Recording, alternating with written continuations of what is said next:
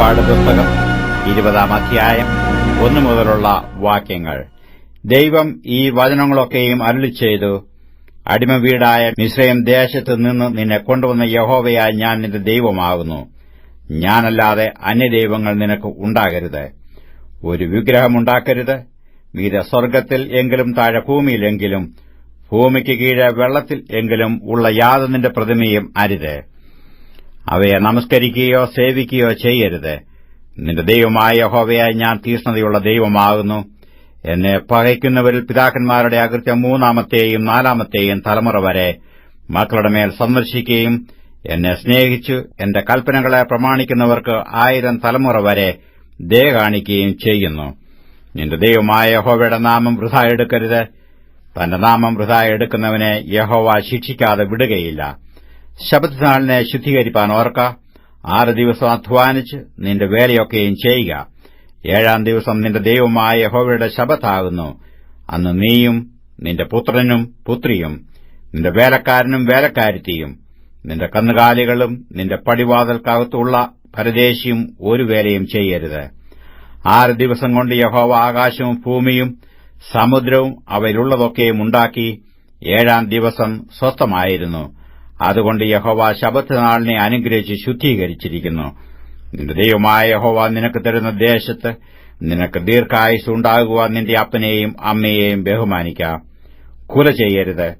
വ്യഭിചാരം ചെയ്യരുത്. മോഷ്ടിക്കരുത്. കൂട്ടുകാരന്റെ നേരെ കള്ളസാക്ഷ്യം പറയരുത്.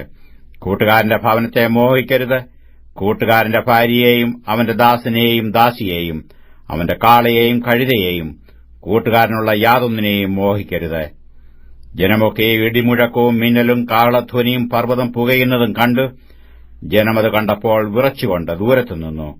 അവർ മോശയോട്, നീ ഞങ്ങളോട് സംസാരിക്ക, ഞങ്ങൾ കേട്ടുകൊള്ളാം. ഞങ്ങൾ മരിക്കാതിരിക്കേണ്ടതിന് ദൈവം ഞങ്ങളോട് സംസാരിക്കരുതേ എന്ന് പറഞ്ഞു. മോശ ജനത്തോട്, ഭയപ്പെടേണ്ട. നിങ്ങളെ പരീക്ഷിക്കേണ്ടതിനും നിങ്ങൾ പാപം ചെയ്യാതിരിപ്പാൻ അവങ്കിലുള്ള ഭയം നിങ്ങൾക്ക് ഉണ്ടായിരിക്കേണ്ടതിനും അത്ര ദൈവം വന്നിരിക്കുന്നത് എന്ന് പറഞ്ഞു. അങ്ങനെ ജനം ദൂരത്തുനിന്ന് മോശയെ ദൈവം ഇരുന്ന ഇരുളിനു അടുത്തു ചെന്നു. അപ്പോൾ യഹോവ മോശയോട് കൽപ്പിച്ചത്, നീ ഇസ്രായേൽ മക്കളോട് ഇപ്രകാരം പറയണം. ഞാൻ സ്വർഗ്ഗത്തിൽ നിന്ന് നിങ്ങളോട് സംസാരിച്ചത് നിങ്ങൾ കണ്ടിരിക്കുന്നുവല്ലോ. എന്റെ സന്നിധിയിൽ വെള്ളികൊണ്ടുള്ള ദേവന്മാരെയോ പൊന്നുകൊണ്ടുള്ള ദേവന്മാരെയോ നിങ്ങൾ ഉണ്ടാക്കരുത്.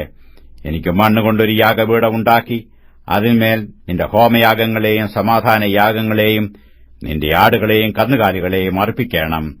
ഞാൻ എന്റെ നാമത്തിന്റെ സ്മരണ സ്ഥാപിക്കുന്ന ഏത് സ്ഥലത്തും ഞാൻ നിന്റെ അടുക്കൽ വന്ന് നിന്നെ അനുഗ്രഹിക്കും. കല്ലുകൊണ്ട് എനിക്ക് യാഗപീഠം ഉണ്ടാക്കുന്നുവെങ്കിൽ ചെത്തിയ കല്ലുകൊണ്ട് അത് പണിയരുത്. നിന്റെ ആയുധം കൊണ്ട് അതിനെ തൊട്ടാൽ നീ അതിനെ അശുദ്ധമാക്കും. എന്റെ യാഗപീഠത്തിങ്കൽ നിന്റെ നഗ്നത കാണാതിരിപ്പാൻ നീ അതിങ്കൽ പടികളാൽ കയറരുത്.